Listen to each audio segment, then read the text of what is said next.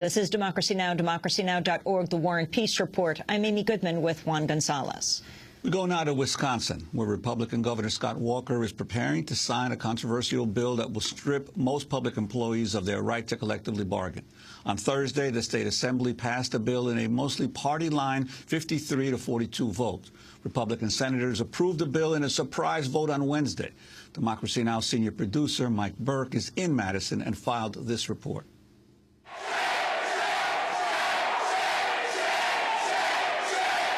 The chants of protesters filled the Wisconsin Capitol Thursday after the Republican-led Assembly passed a bill to strip most public employees of their right to collectively bargain. Prior to the vote, the Wisconsin Capitol was in a state of lockdown.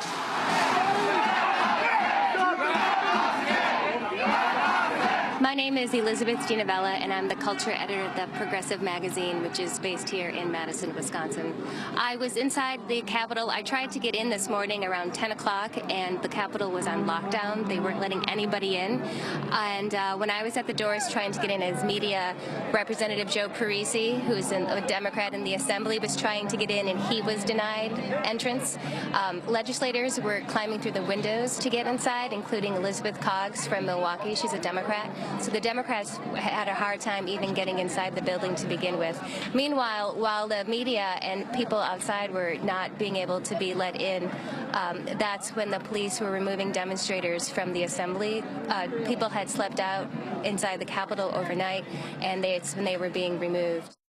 We met up with one of the Democratic Assembly members who voted against Governor Scott Walker's anti-union bill. My name is Corey Mason, and I'm a state representative from Racine, Wisconsin, and we just had a big piece of Wisconsin history taken away from us. They took away 50 years of collective bargaining rights, closed down debate on the minority before we could even finish our arguments, took the vote, and passed it. So it's a sad day for workers' rights. It's a sad day for democracy here in Wisconsin. Calls are increasing to recall many of the Wisconsin Senate Republicans who have backed the governor's anti-union agenda. This is Wisconsin AFL-CIO President Phil Neuenfeld. We're asking all Wisconsin patriots who are offended by this assault on civil rights to join the recall efforts in the 8 Senate districts where recalls are underway and against those who voted for this bill.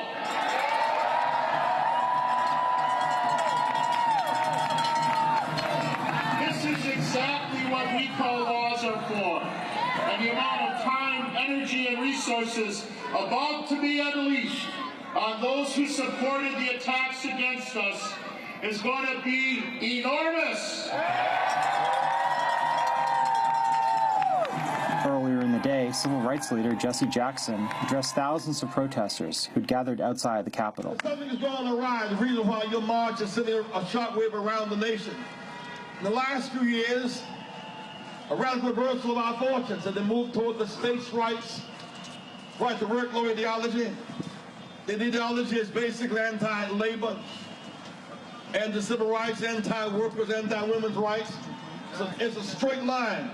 Today we fight to move back on the course, say jobs and justice, right to bargain. Right to bargain. Over 1,000 high school and middle school students walked out of classes Thursday to join the protests.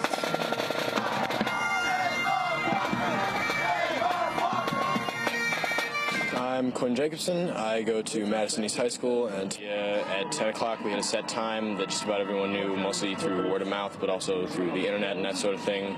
And we got up and we left and we marched to the Capitol. And I think it makes a powerful statement. This whole bill is really a very misguided attack on the middle class, and I think it's trying to put a financial burden and a lot of blame on people who don't really deserve it. I definitely think that there are people who are at fault for our financial woes, and I think that firefighters and policemen and teachers are not those people. Madison students have called for a nationwide student walkout for this afternoon. My name is Riley Moore. I am a senior at Madison East. And I'm Jesse Banks. I'm also a senior at Madison East. And tomorrow, the group that we founded called Wisconsin Students in Solidarity, is planning a nationwide walkout followed by a Madison area teach-in at Library Mall. The walkout will be at 2 o'clock. We feel that as students, it's our right to have a strong education system and a well-funded education system, and that we feel like the legislation that's been coming out of the state government is an attack on the autonomy and the strength of the education system, and we don't like it one bit.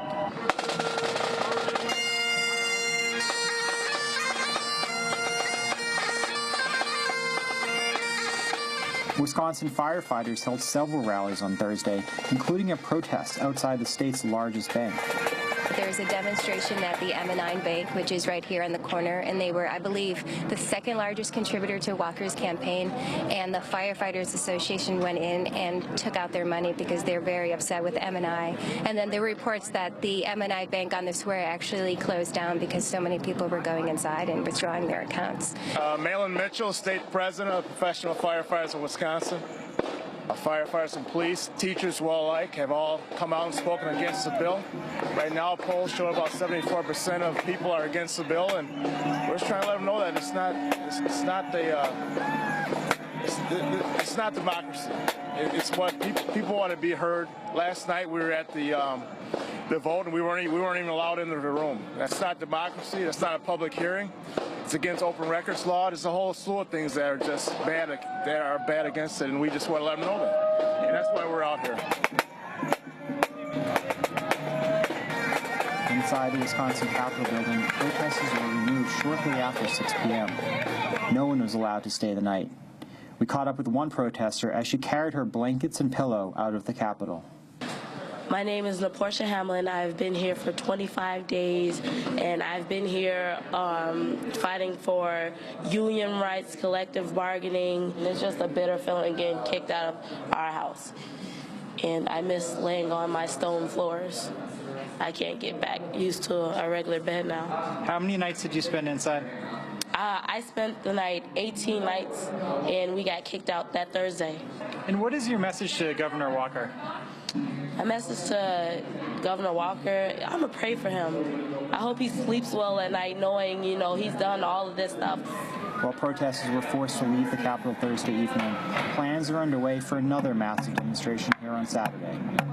For Democracy Now!, this is Mike Burke and Nicole Salazar. And this is Democracy Now!, democracynow.org, the War and Peace Report.